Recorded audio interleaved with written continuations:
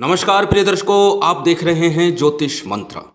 प्रिय दर्शकों, आज जिस मंत्र प्रयोग को आप लोगों तक पहुंचाने जा रहा हूं, वह शत्रु की बुद्धि को नष्ट करके उसके प्रयासों को विफल करके आपको विजय प्राप्त कराने वाला और आपके मनोरथों को पूर्ण करने के लिए पर्याप्त होगा।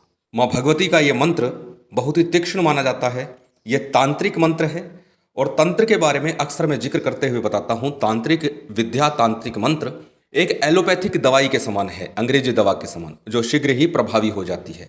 परंतु यदि उनका सही ढंग से प्रयोग न किया जाए तो कुछ ना कुछ हानि भी हो सकती है। इसलिए जब भी तंत्र की बात मैं करूं तो निश्चिंत होकर के प्रयोग तो करें, परंतु सावधानी के साथ। और सावधानी यही है कि जो भी विधि विधान बताया जाए उसे पूर्ण सावधानी के साथ करते हुए उसी विधान के अनुसार किया जाए। माँ काली का जो प्रयोग आज देने जा रहा हूँ वह तीव्र है, तांत्रिक प्रयोग है और शीघ्र ही आपको रिजल्ट दे देगा, परिणाम दिखा देगा।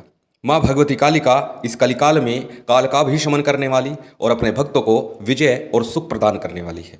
माँ का स्वरूप मूल रूप से शत्रु मर्दन के लिए ही जाना जाता है। माँ के इस स्वरूप को देखकर शत्रु भयभीत हो जाते हैं और साथ ही जो व्यक्ति माँ भगवती की आराधना नित्य प्रति करते हैं उसको देखकर भी शत्रु का बल, मनोबल नित्य प्रति गिरता ही चला जाता है। परंतु कई बार परिस्थितियां इतनी विषम हो जाती है कि सामने वाला जो प्रयोग कर रहा है या किसी भी प्रकार से वो आपको जगह जगह नीचा दिखाने का प्रयास कर रहा है, तो निश्चित ही वो भी किसी ना किसी तंत्र का सहारा ले रहा है। तब आप सोचते हैं कि मैं इतना पूजा पाठ कर रहा हूँ या इतना प्रयोग कर रहा हूँ, फिर भी मैं नीचा क्यों देख रहा हूँ, मुझे अपमानित क्यों होना पड़ रहा है। तब उस परिस्थिति में इस प्रकार के तंत्र प्रयोग का अवश्य ही सहारा ले लेना चाहिए। यदि जीवन में बहुत अधिक निराशा है, हतोत्साहित हो गए हैं, तब कुछ देर महामाई के समक्ष बैठ करके नेत्रों में उनके देखते हुए अपनी समस्या को, अपनी परेशानी को बताते रहिए मानसिक रूप से और उनके नेत्रों में देखते रहिए। देखिएगा निश्चित तौर पर कुछ ही पलों में, कुछ ही समय में आपके अंदर एक नई ऊर्जा का संचार होगा। आपकी निराशा आशा में बदलने लगेगी। महामाई पूर्ण ममतामयी है और ममता का सागर है। जरूरत है माँ पर विश्वास और श्रद्धा भाव की। पूर्ण श्रद्धा विश्वास के साथ उनके शरणागति होने पर सब प्रकार की कामना पूर्ण करती है और शत्रुओं का समूल नाश करती है।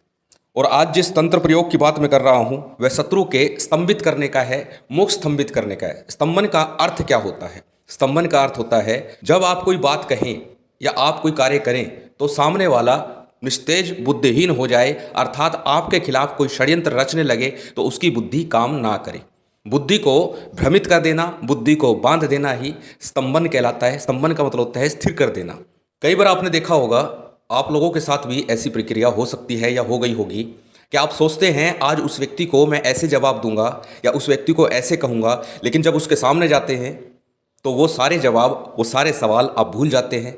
आपकी बुद्धि काम नहीं करती और जब बात खत्म हो जाती है आप पुनः वापस आ जाते हैं, तब सोचते हैं मुझे तो ये भी कहना था, ये भी कहना था और ये भी कहना था, परंतु सब कुछ ही भूल गया। यही है बुद्धि का स्तंभित हो जाना। और यदि शत्रु किसी प्रकार से आपके खिलाफ षड्यंत्र रच रहा है, बात बात पर आपको नीचा दिखा रहा है, लगातार आपको हानि पहुंचा रहा है, किसी भी प्रकार से आपके कार्य को सफल नहीं होने दे रहा है या समाज में आपको अपमानित करने का प्रयास कर रहा है, कैसी भी परिस्थिति हो, इस तंत्र प्रयोग को एक बार कर लेना। शत्रु की बुद्धि स्तंभित होगी, आपके खिलाफ षड्यंत्र नहीं करेगा। प्रयोग क्या है उसको जानते हैं। बहुत छोटा सा सरल प्रयोग है, तंत्र प्रयोग है। तंत्र प्रयोग सरल भी होते हैं, छोटे भी होते हैं। और तंत्र प्रयोगों की खासियत यह है कि जिस प्रयोग के लिए, जिस कार्य के लिए किया जाता है उस कार्य को अवश्य ही सिद्ध करते हैं। साबर मंत्र तो स्वयं सिद्ध होते ही हैं, परंतु तांत्रिक मंत्र भी सिद्धि ही होते हैं और इनसे निश्चित कार्य किया जा सकता है। परंतु एक चीज़ और कहना चाहूँगा कि जो वैदिक मंत्र है वो चिरकाल तक अपना फल देते हैं। एक बार यदि सिद्ध कर लिया तो संपूर्ण जीवन तक उसका फल मिलता है, परंतु उनकी संख्या लाखों और करोड़ों में जपने पर ही वो सिद्ध कहलाते हैं। जबकि तांत्रिक मंत्र जो है वो जब हम किसी कार्य के लिए करते हैं, उस कार्य को करने के बाद उसका प्रभाव समाप्त होने लगता है या क्षीण होने लगता है। उसको पुनः यदि हम करना चाहें तो फिर से उसका अनुष्ठान करना पड़ेगा, प्रयोग करना पड़ेगा। जबकि साबर मंत्र स्वयं सिद्ध होते हैं, जब जरूरत हुई कार्य को किया और फिर उस मंत्र का प्रयोग कर लिया। तो चलिए जान लेते हैं उस मंत्र प्रयोग को, किस प्रकार से इस मंत्र प्रयोग को हम कर सकते हैं। सबसे पहले जान लेते हैं इस प्रयोग के लिए कौन सी सामग्री है। वो आपकी स्क्रीन पर दिखाई जा रही है। बहुत अधिक सामग्री नहीं है, बड़ी सरलता से आप इसका प्रयोग कर सकते हैं। सामग्री स्क्रीन पर है, नोट कर सकते हैं। इस प्रयोग के लिए सामग्री में 2 जलपात्र लेने हैं आपको, एक कलश के रूप में और एक शुद्धि आचमन और संकल्प के लिए आपको जल के रूप में लेना है। दूसरा, तेल का दीपक प्रयोग करना है। अब तेल कोई भी हो सकता है, तिल का तेल ले सकते हैं, सरसों का तेल भी प्रयोग किया जा सकता है। कि पूर्व में बता चुका हूँ, जब हम उच्चाटन, स्तंभन, मारण प्रयोग करते हैं तब उसमें सरसों के तेल का प्रयोग कर सकते हैं। इसके साथ ही लोबान, लोबान आपके पास होना चाहिए, कूट पीस करके उसको रख लीजिएगा। और साथ ही 6 हकीक पत्थर लेने हैं, काले हकीक हो श्रेष्ठ रहेगा। इसके साथ ही जो माला आपको प्रयोग करनी है, यदि शंख माला हो तो सर्वोत्तम रहेगी, अन्यथा काले हकीक की माला का आपको प्रयोग करना है जप के लिए। आसन काले रंग का लेना है, सूती हो, कम्बल का हो, जो भी हो, लेकिन रंग काला हो। पूर्व में भी बता चुका हूँ, जब हम शुभ कृत्यों के लिए, अपनी मनोकामना सिद्धि के लिए, धन प्राप्ति के लिए कोई प्रयोग करते हैं, सफलता के लिए कोई प्रयोग करते हैं, तब हम आसन लेते हैं श्वेत रंग का, पीले रंग का या फिर लाल रंग का।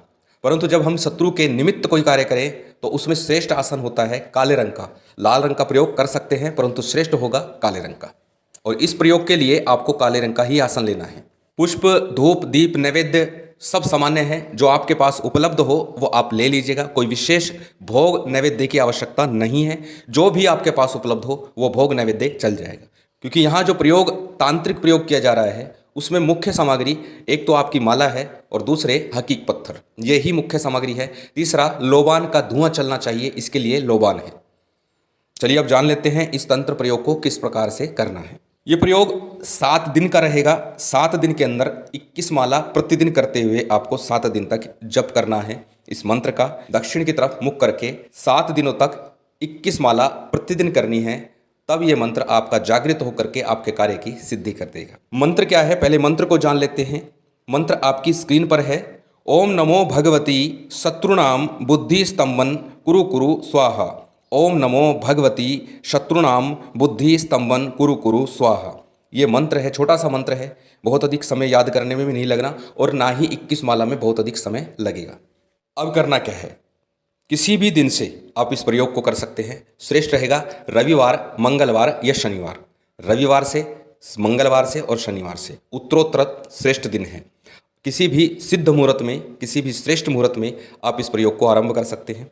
अपने घर के किसी एकांत स्थान पर, किसी स्वच्छ स्थान पर, जहां पर आपको कोई परेशान ना करे, आपको कोई डिस्टर्ब ना करे, इस प्रयोग के दौरान रात्रि काल में यह प्रयोग आपको करना है। रात्रि के समय में आसन पर बैठकर दक्षिण मुख होकर आसन पर बैठिए। सामने अपने बाजोट के ऊपर, पट्टे के ऊपर काला वस्त्र बिछा करके उसके ऊपर माँ भगवती का चित्र स्थापित कीजिए। तेल का दीपक लगा दीजिए और दाहिने हाथ को माँ के कलश रखिए, अपने बाएं हाथ को रखना है, कई बार बता चुका हूँ। कलश के ऊपर आप पूर्ण पात्र रख सकते हैं या नारियल रख सकते हैं। पूर्ण पात्र ही श्रेष्ठ रहेगा, क्योंकि 1 रुपये का सिक्का और सुपारी के साथ पूर्ण पात्र रख दीजिए। सबसे पहले शुद्धि आचमन करना है, अपने ऊपर जल छिड़कना है। जो सामग्री है आपकी पूजन सामग्री है, लोबान है, माला है, इसके ऊपर आपको जल छिड़कना है। हकीक पत्थर है, सबके ऊपर जल छिड़कना है। तत्पश्चात आपको संकल्प लेना है। दाहिने हाथ में जल, अक्षत, पुष्प लेने हैं और उस दिन का तिथि, वार, नक्षत्र बोलना है। अपना नाम और गोत्र बोलना है और अपना मनोरथ बोलना है। कौन सा शत्रु आपको परेशान कर रहे हैं। यदि शत्रु अनजान है तो अमुक शत्रु बोलिए कि मेरा अमुक शत्रु है, जो भी शत्रु है, या ऐसा बोल दीजिए कि जो भी मेरे शत्रु हैं वो सब शांत हो जाए, उनकी बुद्धि भ्रमित हो जाए। इस प्रकार से अपना मनोरथ बोलते हुए आपको संकल्प करना है। संकल्प का जो जल है, अक्षत पुष्प है, वो किसी थाली प्लेट में या फिर गणेश जी के चित्र है तो उसके सम्मुख छोड़ दीजिए। इतना करने के बाद एक सामान्य सा पूजन गणपति का, गुरु का और माँ भगवती का पूजन आपको करना है। भैरव जी का पूजन भी साथ में करना है। सामान्य सा पूजन करना है। पंचोपचार पूजन छोटा सा कर दीजिए। जो भी आपके पास नैवेद्य हो, फल फूल हो, उसी से पूजन करना है। मैंने कहा पूजन यहाँ पर बहुत अधिक मान्य नहीं रखता। यहाँ पर एक तंत्र है जो मंत्र के साथ प्रयोग करना है। अब आपको क्या करना है, सबसे पहले एक माला गणेश मंत्र की और एक माला गुरु मंत्र की करनी है। गुरु नहीं है तो पूर्व में कई बार बता चुका हूँ, ओम नमः शिवाय, जो नमः शिवाय जो मंत्र है पंचाक्षरी, उसका आप जप कर सकते हैं भगवान शिव को अपना गुरु मानते हुए। और उसके बाद में इस मूल मंत्र का आपको जप करना है 21 माला का। ओम नमो भगवती शत्रुणाम बुद्धि स्तंभन कुरु कुरु स्वाहा। इस मंत्र का आपको 21 माला का जप करना है। 7 दिन लगातार आपको ये जप एक निश्चित समय में, निश्चित स्थान पर, ना स्थान बदलना है, ना कमरा बदलना है अपना, कि आज इस कमरे में कर लिया कल दूसरे कमरे में कर ले, नहीं, स्थान नहीं बदलना। निश्चित समय पर आज 10 बजे किया है तो कल रात को भी 10 बजे ही करना है। अगर आज 11 बजे शुरू किया है तो कल भी 11 बजे ही करना। तंत्र की जब साधना करते हैं तो उसमें नियम होता है कि समय और स्थान एक रखा जाए। जब जप करें तो चौकी के ऊपर जो 6 हकीक पत्थर है उसे रख दीजिए और फिर आपको जप करना है उन हकीक पत्थरों को देखते हुए। हकीक पत्रों को देखते हुए आपको जप करना है और जब आपका जप संपूर्ण हो जाए तो दाहिने हाथ में जल लेकर के माँ को समर्पण कीजिए, आरती कीजिए, जो भोग नैवेद्य है भोग अर्पित करके आसन को प्रणाम करके उठ जाइए। इस प्रकार आपको 7 रात्रि करना है। 7 रात्रि जब पूर्ण हो जाए और उसी रात्रि को 7वीं ही रात्रि को जप पूर्ण करने के बाद एक हकीक पत्थर लेना है आपको। अब आपके हकीक पत्थर चैतन्य है। एक हकीक पत्थर लेना है, उसके ऊपर अपने शत्रु का नाम लिखना है। रोली से लिख सकते हैं, कुमकुम से लिख सकते हैं, गौरवचंद से लिख सकते हैं, किसी भी प्रकार की स्याही से आप लिख सकते हैं। उसके ऊपर आपने अपने शत्रु का नाम लिखना है और पुनः बाएं हाथ में रखिए, दाहिने हाथ से इस हकीक पत्र को ढक लीजिए और 21 बार इस मंत्र का आपको उच्चारण करना है, उस शत्रु का नाम लेते हुए, मन में ध्यान करते हुए, मन में नाम सोचते हुए। यदि नाम नहीं है उस शत्रु का, आप जानते नहीं है कौन सा शत्रु आपको परेशान कर रहा है, तब आप केवल अपने शत्रु के बारे में सोचिए कि मेरा ये शत्रु मुझे परेशान कर रहा है। जो भी शत्रु है जो मुझे परेशान कर रहा है उसकी बुद्धि स्तंभित हो जाए, वो मेरे खिलाफ कोई षड्यंत्र ना करे। और बाएं हाथ में हकीक पत्थर को रखिए, दाहिने हाथ से ढक लीजिए, 21 बार मंत्र का उच्चारण करना है और फिर इस हकीक पत्थर को ले जाकर के किसी गड्ढे में दबा दीजिए और उसके ऊपर एक भारी पत्थर रख दीजिए। शीघ्र ही आपके शत्रु की बुद्धि स्तंभित हो जाएगी, आपके कार्य बनने लगेंगे, आपके कार्यों की बाधाएं समाप्त होती चली जाएगी। कोई भी व्यक्ति आपके कार्य में बाधा नहीं डालेगा। बड़ा ही सरल प्रयोग है, करके अवश्य देखिए यदि आप शत्रु से परेशान हैं। महामाई की विशेष कृपा आप सभी को प्राप्त हो, यही कामना है। उम्मीद करता हूँ ये जानकारी, ये वीडियो आपको अच्छी लगी होगी। यदि अच्छी लगी हो तो कृपया लाइक कीजिएगा, शेयर कीजिएगा। यदि चैनल पर नए हैं तो सब्सक्राइब कर बेल आइकन बटन दबा दीजिएगा। जय माता दी, जय श्री राम।